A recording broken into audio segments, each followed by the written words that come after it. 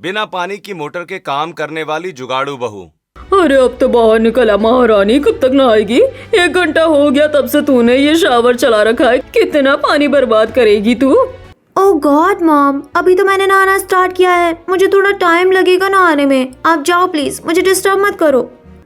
Disturb मत करो? अरे चुड़ैल, हम इस किराए के कमरे में रहते हैं और तू इतना पानी बर्बाद करेगी तो इस मोटर का बिल कौन भरेगा?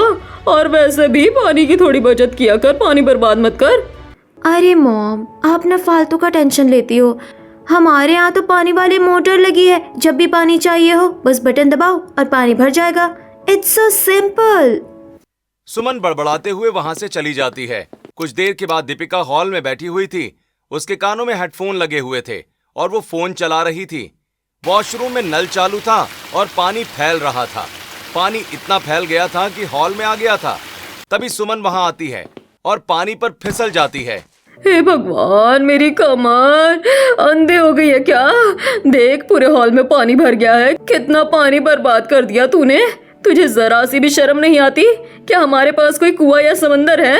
ओह शिट, सॉरी मॉम, वो मैं भूल गई थी। मैंने बाल्टी भरने के लिए नल चालू किया था और फिर मैं उसे बंद करना भूल गई। और आप इतना चिल्ला क्यों रही हो? हमारे पास पानी की मोटर है ना, जब भी टंकी खाली होगी हम मोटर ऑन कर देंगे। दीपिका ये बोलकर वहां से चली जाती है। हे भगवान, इसके तेवर तो देखो। अगर कल के दिन इसकी शादी किसी ऐसी जगह हो गई जहाँ ये मोटर वोटर ना हुई तो पता नहीं इस महारानी का क्या होगा। शहर से दूर एक गांव के छोटे से घर के सामने पूरा परिवार खड़ा हुआ था। पल्लवी और निधि मिलकर हैंडपंप चला रही थीं। हैंडपंप से रुक रुक कर गंदा पानी निकल रहा था। बाकी घर वाले हाथों में बाल्टी लिए हुए खड़े थे। अरे ओ पल्लवी, जल्दी जल्दी चला ना। हाँ माँ, जल्दी चलाओ ना, मुझे स्कूल के लिए देर हो रही है। अरे कितनी जल्दी चलाऊं? हैंडपंप चलाते चलाते मेरे हाथों में छाले पड़ गए हैं। तभी घर के अंदर से सूरज बाहर आता है। उसके पूरे शरीर पर साबुन लगा हुआ था। अरे ओ पल्लवी, पानी कहाँ गया बाल्टी का? साबुन की वजह से सूरज की आंखें बंद थीं। तभी अचानक वो फिसलकर कीचड़ में गिर जाता है। लो देखो कितनी परेशानी झेलनी पड़ती है। अरे मैंने तो बाल्टी भर कर रखी थी, पर कमबख्त बाल्टी में छेद था, सारा पानी निकल गया। अब जल्दी से मेरी बाल्टी भर दे पल्लवी। पल्लवी और निधि परेशान होकर हैंडपंप चलाने लगती हैं। देख रही है निधि, इन लोगों का तो ऐसा ही है। दादी सास और सासू माँ से तो कुछ होता ही नहीं है। बस लाइन में बाल्टी लेकर खड़े हो जाएंगे, ये नहीं कि अपनी बाल्टी भरने के लिए खुद ही हैंडपंप चलाए। ए पल्लवी, क्या बड़बड़ा रही है तू? अगर मैं ये हैंडपंप चलाऊंगी तो मेरी तो हड्डियां ही चटक जाएगी। तुझे पता है ना मैं बीमार रहती हूँ, और तू तो गाँव की छोरी है, तेरे शरीर में तो इतनी दम होनी ही चाहिए। पल्लवी ये सुनकर गुस्से में हैंडपंप चलाती है। रात हो जाती है। पूरा परिवार खाना खाने के लिए बैठा हुआ था। उफ माँ, देखो तो ये पानी कितना गंदा लग रहा है। ऐसा लग रहा है जैसे इसमें मिट्टी घुली हो। हाँ बेटी, अब और क्या कर सकते हैं तू ही बता। और वैसे भी ये पानी इतना भी गंदा नहीं है, थोड़ा बहुत तो चलता ही है। अरे पानी को छोड़िए माँ जी, मेरे हाथ देखिए। ऐसा लग रहा है कि हैंडपंप चलाते चलाते मेरे भाग्य की लकीरें ही घिस जाएंगी। अब तो ये हैंडपंप दिन ब दिन और टाइट होता जा रहा है। मैं तो परेशान हो गई हूँ। अरे बहू, अब क्या कर सकते हैं? ये गांव है, यहाँ तो ऐसे ही जीना पड़ता है। माँ जी, एक काम हो सकता है। अब देवर जी भी तो शादी लायक हो गए हैं। अगर उनकी शादी हो जाए और मेरी देवरानी आ जाए तो मैं फिर उसी से सारे काम करवाऊंगी। अरे मेरा मतलब है, वो पानी भरने में मेरी मदद तो कर ही देगी ना। वैसे पल्लवी, बात तो तू सही कह रही है। मेरा छोटा बेटा भी अब कमाने लगा है। मैं भी उसकी शादी के बारे में ही सोच रही थी। मैं शहर में एक बिचौलिए को जानता हूँ, मैं आज ही उनसे बात करता हूँ। शाम का समय था। शांति देवी, सावित्री जी और पल्लवी घर के बाहर खड़ी थी और सामने पड़ोसी अमित अपने पानी के पाइप से सड़क धो रहे थे। देखो अम्मा, कैसे पानी की बर्बादी कर रहे हैं ये लोग। इनके पास पानी की मोटर है ना, इसलिए जब भी पानी चाहिए होता है बटन दबाया और पानी हाजिर। हाँ बहू, इन्हें क्या पता कि इस पानी की कीमत क्या है।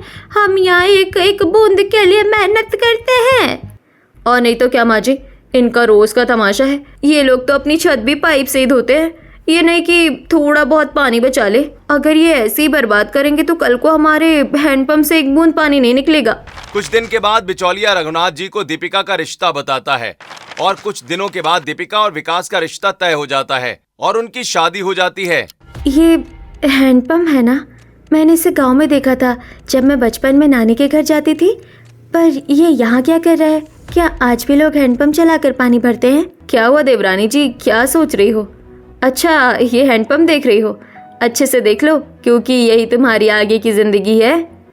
ए पल्लवी, चुप कर, क्यों फालतू में नई बहू को डरा रही है? दीपिका गृह प्रवेश करती है। अगली सुबह दीपिका नहाने के लिए वॉशरूम में जाती है, लेकिन वहाँ कोई नल नहीं था।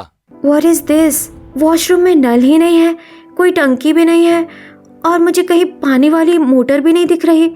आखिर पानी है कहाँ? तभी पल्लवी और सावित्री जी वहाँ आ जाती हैं। अरे बहू, क्या हुआ, क्यों परेशान खड़ी है? माँ जी, मुझे सुबह जल्दी नहाने की आदत है, पर ये तो बताइए कि नहाने के लिए पानी कहाँ है? अच्छा, पानी तो बाहर है देवरानी जी। बाहर मतलब आपने बाहर नल लगा के रखा है? अजीब बात है, वॉशरूम के अंदर नल होना चाहिए था। दीपिका बाल्टी लेकर पल्लवी के साथ बाहर आती है। अरे देवरानी जी, पहले पूरी बात तो सुन लिया करो। हमारे घर में कोई नल वल नहीं है। क्या नल नहीं है? तो फिर क्या डायरेक्ट पाइप से पानी आता है? अरे ये जो तुम्हारे सामने हैंडपंप है ना, बस यही हमारी मोटर है और यही हमारी टंकी है। इसे ऐसे ही अपने हाथों से चलाना पड़ता है, तब जाकर इसमें से पानी निकलता है। क्या हैंडपंप चलाना पड़ता है? मतलब आप लोगों के घर में सच में पानी की मोटर नहीं है? हाँ, नहीं है कोई मोटर। और सुनो, अब तुम्हें भी ना इसी हैंडपंप से पानी भरना पड़ेगा, और सिर्फ अपने लिए नहीं, पूरे घर वालों के लिए। पल्लवी हंसते हुए वहाँ से चली जाती है। दीपिका घबराकर उस हैंडपंप के पास जाती है और उसे चलाने की कोशिश करती है, लेकिन हैंडपंप नहीं चलता। हटिए भाभी, मैं सिखाती हूँ। इसे ऐसे पूरी ताकत से चलाना पड़ता है। निधि जोर लगाकर हैंडपंप चलाती है और दीपिका की बाल्टी भर देती है। लो भाभी, अब आपने हैंडपंप चलाना सीख लिया ना, तो अब से आप खुद ही पानी भरना। और हाँ, नहाकर जल्दी आना, क्योंकि घर के बाकी सब लोगों के लिए भी पानी आपको ही भरना है। दीपिका जल्दी से अपनी बाल्टी लेकर वहाँ से चली जाती है और नहाने के बाद बाहर आती है। तभी बाहर सभी घर वाले बाल्टी लेकर खड़े हुए थे। अरे देवरानी जी, आइए आइए, हैंडपंप चलाना शुरू कीजिए और सबकी बाल्टी भरिए जल्दी जल्दी। दीपिका हैंडपंप चलाना शुरू करती है और सबकी बाल्टियां भरती है। इस काम में उसे बहुत दिक्कत आती है। उफ, मेरे हाथ तो सुन पड़ गए। अरे ये कैसा घर है, पानी की मोटर नहीं है। ये तो बिना मोटर वाले ससुराल मिल गया मुझे। नहीं नहीं, मुझसे ये सब नहीं झेला जाएगा। अपने घर पर तो मैं आराम से सोफे पर बैठे बैठे बटन दबाती थी और झट से टंकी भर जाती थी, और यहाँ तो एक ही दिन में मेरे हाथों की वाट लग गई। दीपिका दुखी होकर घर के अंदर चली जाती है। थोड़ी देर के बाद दीपिका किचन में थी। वो अपनी पहली रसोई बना रही थी। दादी जी, वो खाना बनाने के लिए पानी कहाँ रखा है? अरे बहू, खाना बनाने के लिए पानी कोई कुएं से थोड़ी उड़कर आएगा, वो भी उसे हैंडपंप से लाना पड़ेगा। जा जल्दी से हैंडपंप से पानी भर के ला और सबके लिए बढ़िया सा खाना तैयार कर। दीपिका फिर से उसी हैंडपंप के पास जाती है, उसे चलाती है और पानी लेकर किचन में आती है। वो एक बर्तन में कटी हुई सब्जियां डालती है और उन्हें धोने के लिए हैंडपंप वाला पानी उसमें डालती है। शिट, ये पानी तो कितना पीला और गंदा है। इसमें तो हल्की सी मिट्टी भी दिख रही है। दीपिका उस गंदे पानी को बाहर फेंक देती है। ये सब सावित्री जी देख लेती हैं। और मैं इसमें सब्जी धो रही थी। ये क्या कर रही है? अभी तो तू इतनी मेहनत से पानी भर कर लाई थी, अब इसे फेंक क्यों रही है? अरे मम्मी जी, ये पानी देखिए, बहुत ज्यादा गंदा है, एकदम पीला पीला लग रहा है। इतने गंदे पानी से मैं सब्जी थोड़ी ना धोऊंगी। अरे कोई गंदा नहीं है, हमारे यहाँ का पानी ऐसा ही है। हैंडपंप से ऐसा ही पानी आता है और हमें इसी से काम चलाना पड़ता है। सावित्री जी वहाँ से चली जाती हैं। शाम का समय हो जाता है। दीपिका घर के बाहर बैठी थी। उसके हाथ दर्द कर रहे थे। ओह गॉड, मैं तो सच में पक गई हूँ। अपने घर पर तो मैं चेयर पर बैठकर बस एक बटन दबाती थी और मोटर चालू हो जाती थी, और यहाँ मुझे एक बाल्टी पानी के लिए भी अपनी पूरी एनर्जी लगानी पड़ रही है। तभी दीपिका की नजर सामने पड़ती है। वहाँ एक पड़ोसी अपने पानी के पाइप से अपनी बाहर खड़ी हुई कार धो रहा था। देखो इनको कैसे पानी बर्बाद कर रहे हैं। इन्हें पानी की कोई कदर ही नहीं है। आज मुझे समझ आ रहा है कि पानी की एक बूंद के लिए कितनी मेहनत करनी पड़ती है। दीपिका उस पड़ोसी के पास जाती है। एक्सक्यूज मी, भाई साहब, आप ऐसे पानी बर्बाद क्यों कर रहे हैं? ये बिल्कुल अच्छी बात नहीं है। ए, तू अपने काम से काम रखना। ये हमारी मोटर है, हमारा बिल आता है। तुम्हें क्या परेशानी हो रही है? तुम जाकर अपना वो मजदूरों वाला हाथ का हैंडपंप चलाओ, जाओ। दीपिका ये सब सुनकर दुखी हो जाती है। अगले दिन सुबह का समय था। दीपिका चारपाई पर लेटी हुई थी, तभी सावित्री जी वहां आ जाती हैं। बहू, आज घर में पीने का एक बूंद पानी नहीं है। अब जल्दी से उठ। जब तक सब लोग सोकर उठे तब तक तू घर के सारे मटके और पीने के बर्तन भर कर रख देना। हम सब वैसे ही हैंडपंप चला चला कर थक चुके हैं, अब ये तेरी जिम्मेदारी है। दीपिका दुखी होकर बाहर आती है और हैंडपंप चलाकर पानी भरना स्टार्ट कर देती है। मैं तो सच में परेशान हो गई हूँ। मेरे हाथों में छाले पड़ गए हैं। ये तो मैंने लाइफ में कभी नहीं किया था। तभी दीपिका की नजर बर्तनों पर पड़ती है जिसमें वो पानी भर रही थी। देखो तो ये पानी कितना गंदा है। ये लोग इसे पी कैसे लेते हैं? मुझे तो इसे देखकर ही उल्टी आ रही है। मुझसे तो ये बिल्कुल नहीं पिया जाएगा। कुछ देर के बाद पूरा परिवार सोकर उठ चुका था और हॉल में बैठकर सभी चाय पी रहे थे। देखिए, अब बहुत हो गया। आप लोग मुझे एक बात बताइए, आप लोग इस घर में पानी की मोटर क्यों नहीं लगवा लेते? अरे यहाँ आसपास सभी के घरों में पानी की मोटर लगी है, आप लोग भी लगवा लीजिए। देखिए ना कितनी परेशानी होती है। और ये जो पानी आप लोग पी रहे हैं ये कितना गंदा है, इस बात को समझिए ना। बहू, हमें शौक नहीं है ये पानी पीने का। हम पानी वाली मोटर लगवा तो लेते, लेकिन क्या करें, हम गरीब हैं, हमारे पास इतने पैसे नहीं हैं। अरे एक मोटर लगवाने में 10 से 15 हजार का खर्च आता है। हमारे सिर पर पहले से ही कर्जा है और तेरे पति का काम भी कोई खास नहीं चलता। अब तू ही बता, ऐसे में हम मोटर कैसे लगवा ले?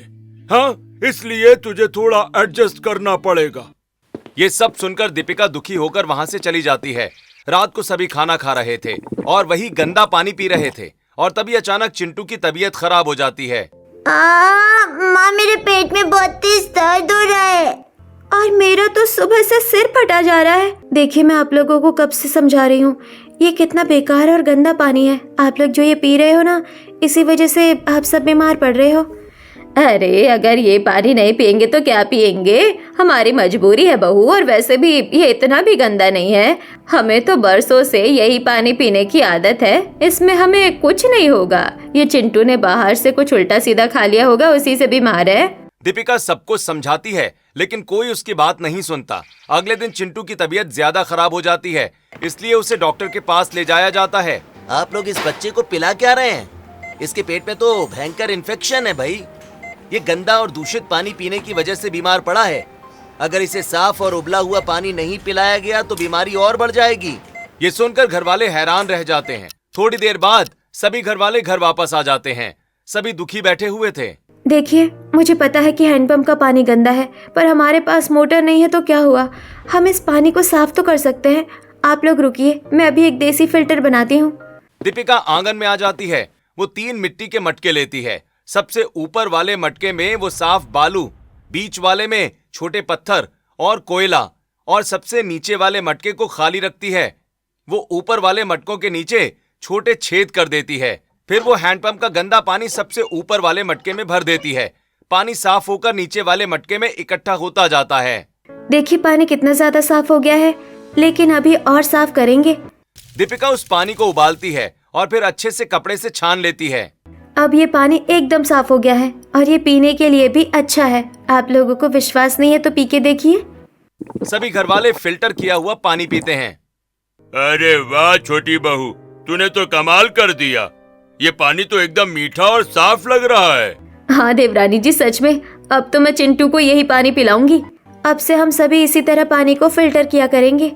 दीपिका रोज इसी तरह पानी को फिल्टर करने लगती है। एक दिन दीपिका चूल्हे पर पानी उबाल रही थी, तभी शांति देवी वहां आ जाती हैं। अरे बहू, क्या कर रही है तू? ये आग बुझा चल दे। क्यों दादी जी, मैं तो पानी उबाल रही हूँ ना। अरे देख तो सही, ये पानी उबल उबल कर तूने हमारा सारा ईंधन कितने जल्दी खत्म कर दिया है। और वैसे भी बारिश का मौसम शुरू होने वाला है। अगर किसी दिन जोर से बारिश शुरू हो गई और 2-3 दिन तक नहीं रुकी तो हम सूखी लकड़ियाँ कहाँ से लाएंगे? तू ईंधन बर्बाद मत कर। तो फिर हम क्या करें दादी जी? क्या फिर से वही गंदा पानी पिए? हाँ, पी लेंगे। अब क्या करें, मजबूरी है तो पीना ही पड़ेगा। वो शांति देवी वहां से चली जाती हैं। लो, मेरा ये देसी जुगाड़ भी फेल हो गया। अब मुझे कुछ और ही सोचना पड़ेगा। अगले दिन दीपिका बाजार गई हुई थी। तभी वहां उसकी नजर पानी की कैन की दुकान पर पड़ती है। एक्सक्यूज मी भैया, ये पानी की कैन कितने की है? एक कैन 20 रुपए की है बहन जी। एकदम बढ़िया फिल्टर का पानी है इसमें। वाह, सिर्फ 20 रुपए? एक कैन तो आराम से 1 दिन तक चली जाएगी। और हम लोग इतने भी गरीब नहीं है कि पीने के पानी के लिए रोज 20 रुपए ना खर्च कर सके। ये सबसे बेस्ट आइडिया है। पीने के लिए हम कैन खरीद लिया करेंगे और बाकी कपड़े धोने और नहाने के लिए वो हैंडपंप वाला पानी इस्तेमाल कर लेंगे। दीपिका घर आकर पूरे परिवार को ये बात समझाती है। सभी घर वाले तैयार हो जाते हैं और अगले दिन दीपिका पानी की कैन ले आती है। वाह बहू, तूने तो सच में बहुत बढ़िया जुगाड़ निकाल लिया। पानी तो एकदम साफ सुथरा है। कुछ समय बीत जाता है। घर में एक एक्स्ट्रा कैन रखी हुई थी जो कि दीपिका ने लाकर ही रखी थी, जो कि 2 दिन पुरानी हो चुकी थी। दीपिका उसमें से पानी लेती है। छी, पानी में से कैसी अजीब सी बदबू आ रही है। दीपिका को शक होता है। वो तुरंत पानी की कैन के बारे में इंटरनेट पर सर्च करती है। ओह माय गॉड, ये लोग इतने दिनों तक पानी को साफ और फ्रेश दिखाने के लिए उसमें खतरनाक केमिकल मिलाते हैं जो हेल्थ के लिए बहुत ज्यादा नुकसानदायक है। दीपिका गुस्से में वो कैन उठाती है और उस दुकानदार को वापस करके आती है। ओह गॉड, मुझे कुछ तो करना ही होगा। अगर घर वाले वापस वो हैंडपंप का गंदा पानी पियेंगे तो पक्का बीमार पड़ जाएंगे। तभी वहाँ से एक छोटी बच्ची अपनी माँ का हाथ पकड़कर गुजरती है। जल्दी चलो माँ, चौराहे पर पानी का टैंकर आ गया है। टैंकर? अच्छा, तो इस गांव में पीने के पानी का टैंकर भी आता है। ग्रेट, सरकारी टैंकर का पानी तो एकदम साफ और फिल्टर वाला ही होता होगा। दीपिका जल्दी से एक बड़ा बर्तन लेकर टैंकर के पास पहुंचती है। वहां बहुत भीड़ लगी थी। बहुत देर बाद दीपिका का नंबर आता है। दीपिका खुश होकर उस पानी को लेकर जल्दी से घर आ जाती है। अरे बहू, ये पानी कहाँ से लाई तू? ये सरकारी टैंकर का पानी है माँ जी, एकदम साफ होगा। लाइए, सबसे पहले मैं पी कर देखती हूँ। दीपिका ने अभी तक पानी को देखा नहीं था। वो जैसे ही पानी को देखती है एकदम हैरान रह जाती है। ये पानी एकदम बेकार है। इसमें टैंकर की जंग और गंदगी मिली हुई है। वो टैंकर वाले कभी टैंकर अंदर से साफ थोड़ी ही करते हैं। ये फिल्टर पानी के नाम पर हमें कचरा पिला रहे हैं। अरे देवरानी जी, तुम्हें तो हर पानी में कीड़े ही दिखते हैं। अरे हमें तो इसी पानी की आदत है। तू रहने दे, हमें कुछ नहीं होगा। अगले दिन दीपिका दुखी होकर घर के बाहर खड़ी हुई थी। मुझे अच्छे पानी की व्यवस्था करनी ही पड़ेगी, लेकिन कैसे? अरे हाँ, कुआं। गांव में तो पुराने और गहरे हैं जिनका पानी एकदम अच्छा होता है। दीपिका शांति देवी के पास जाती है और कुएं के बारे में पूछती है। कुआं तो है बहू, पर बहुत दूर है। वहाँ का पानी मीठा जरूर है, पर तुझे भरी दोपहरी में वहाँ तक पैदल जाना पड़ेगा। कोई बात नहीं दादी जी, मैं चली जाऊंगी। दीपिका एक बड़ी सी बाल्टी लेकर कुएं के पास पहुंचती है जो कि काफी दूर था और उसमें पानी भी बहुत कम था। दीपिका जैसे तैसे उसमें से पानी निकालती है और उस पानी को घर लेकर आती है। दीपिका एक बाल्टी पानी लाने में ही बहुत थक गई थी। देखा भाभी, मैं कह रही थी ना कि कुएं से पानी लाना बहुत मुश्किल है। हमने और पल्लवी भाभी ने भी एक बार ये सोचा था, पर हम तो एक ही दिन में ही थक गए थे। इसीलिए तो हम चुपचाप वो हैंडपंप का गंदा पानी पी रहे हैं। अगले दिन दीपिका दुखी होकर बाहर खड़ी थी। सामने वाली पड़ोसी के छत पर रखी टंकी भर चुकी थी और पानी फैल रहा था। अरे अंकल, आपको दिखाई नहीं दे रहा है? आपकी टंकी भर गई है। आप मोटर बंद क्यों नहीं करते? कितना पानी वेस्ट हो रहा है। ये तो फिर आ गई ज्ञान देने। हमारी मोटर है, हमारी टंकी है, हमारा पानी है। हाँ, जाकर अपना काम कर, आई बड़ी नेता बनने। पड़ोसी दीपिका को डांट कर वहाँ से भगा देता है। रात हो जाती है। दीपिका अपने कमरे में दुखी बैठी हुई थी। बहुत हो गया दीपिका, कोई तेरी बात नहीं समझेगा। अब तुझे कुछ करना होगा। कुछ समय बीत जाता है। रात हो गई थी। दीपिका घर के बाहर खड़ी थी। तेज बारिश हो रही थी। तभी दीपिका की नजर पड़ोसी की छत पर पड़ती है जहाँ लगे हुए पाइप से बारिश का पानी गिर रहा था। Oh my God, idea. ये बारिश का पानी, यही तो सबसे प्योर पानी होता है। ये तो नेचुरली फिल्टर होकर आसमान से गिरता है। इसमें कोई केमिकल्स या गंदगी नहीं होती। अगर मैं किसी तरह इस बारिश के पानी को स्टोर कर लूं, तो हम आराम से इसे पीने और घर के सारे कामों में यूज कर सकते हैं। दीपिका बहुत खुश हो जाती है और अगली सुबह अपने घर वालों को बारिश के पानी के बारे में बताती है। और महारानी जी, ओ महारानी जी, क्या दिमाग लगाया है? अरे बारिश का पानी एकदम बेकार होता है, उसमें कीड़े पड़ जाते हैं। हाँ बहू, पल्लवी सही कह रही है। तुझे क्या पता, तू तो शहर की है ना। हम गांव के लोग हैं, हमें सब पता है। वो पानी तो जानवरों के लिए भी पीने लायक नहीं होता। अरे नहीं दादी जी, वो पानी बहुत साफ होता है। बस बहू, बहुत हो गई तेरी ये चतुराई।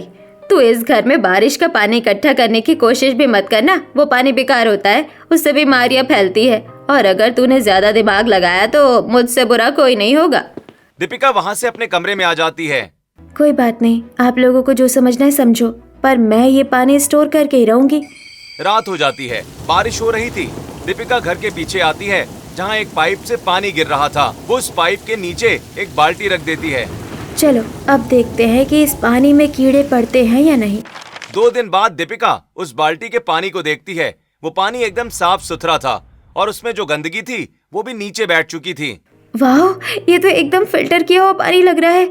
मतलब मेरा आइडिया एकदम सही था, बारिश का पानी एकदम बेस्ट है। पर अगर मैंने घर वालों को बताया कि ये बारिश का पानी है तो वो बवाल कर देंगे।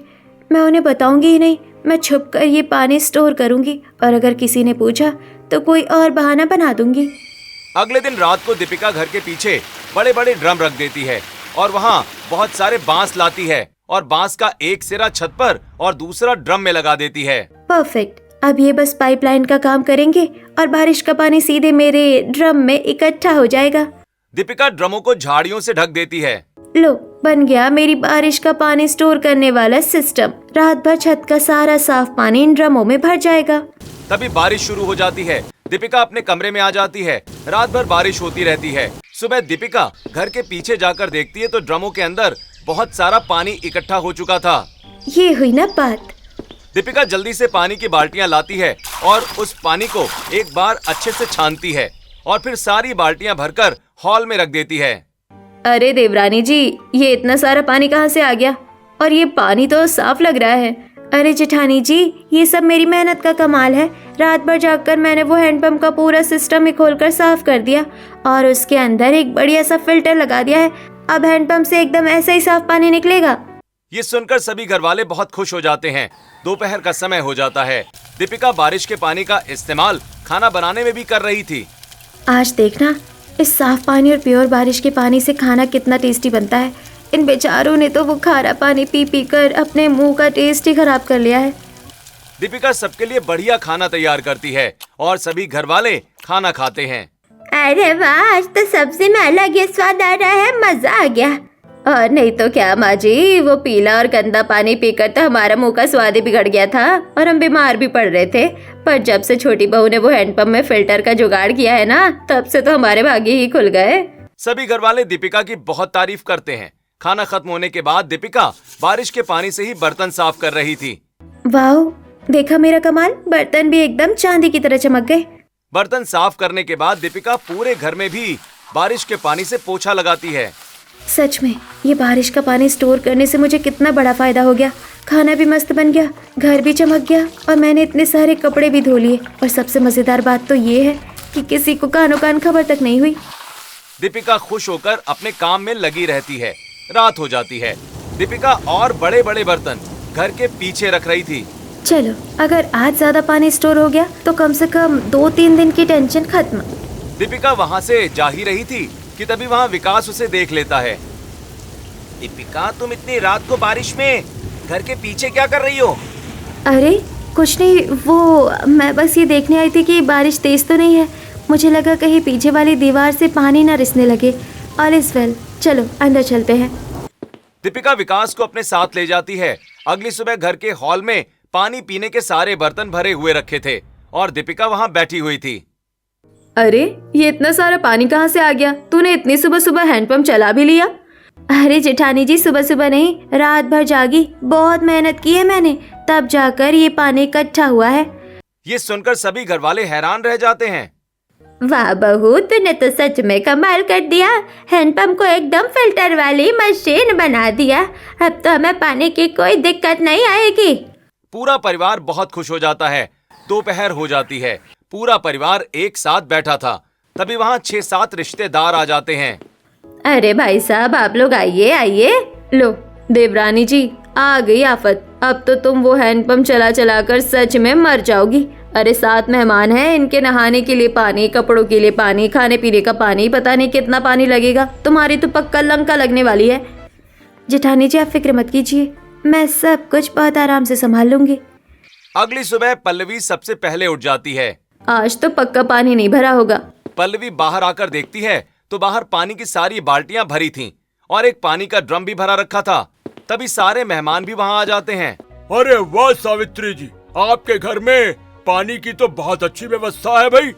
चलो भाई लोगों, जल्दी से नहा लेते हैं। मेहमान खुशी खुशी नहाने चले जाते हैं। वाह बहू, आज तो मुझे लगा कि पानी के चक्कर में मेहमान हमारी बेइज्जती कर देंगे, पर तूने तो कमाल ही कर दिया। सभी घरवाले दीपिका की तारीफ करने लगते हैं। थोड़ी देर के बाद सभी घरवाले और मेहमान साथ बैठकर नाश्ता करते हैं। भाई वाह रघुनाथ जी, आपके यहाँ का पानी तो सच में बहुत मीठा है। सच में यार, ऐसा लग रहा है जैसे एकदम मीठा शरबत पी रहे हैं। बिल्कुल वैसा पानी लग रहा है जैसा शहर में वो बड़ी वाली फिल्टर की मशीनों से मिलता है। अरे ये सब तो हमारी इस छोटी बहू का कमाल है। सभी मेहमान दीपिका की तारीफ करने लगते हैं। ये देखकर पल्लवी जल भुन जाती है। ये कोई फिल्टर का चक्कर नहीं है। हैंडपंप का पानी तो इतना खारा और गंदा है, वो मशीन लगाने पर भी इतना मीठा कैसे बन सकता है? आखिर ऐसा क्या किया है इस देवरानी ने? मुझे तो दाल में कुछ काला लग रहा है। रात का समय हो जाता है। पल्लवी अपने कमरे में सो रही थी। तभी उसे घर के पीछे से कुछ आवाज आती है। अरे इतनी रात को घर के पीछे कौन है? पल्लवी घर के पीछे जाती है तो वहाँ दीपिका बारिश के पानी को स्टोर करने के लिए और बर्तन रख रही होती है। वाह, आज तो तीनों ड्रम फुल हो जाएंगे। किसी को कानों कान खबर तक नहीं लगी कि ये लोग इतने दिनों से बारिश का पानी ही पी रहे हैं। दीपिका तू तो सच में स्मार्ट है। अच्छा, तो ये साजिश है इस शहरी देवरानी की। फिल्टर के नाम पर ही हमें बारिश का वो गंदा पानी पिला रही है। पल्लवी तुरंत दीपिका की वीडियो बनाने लगती है।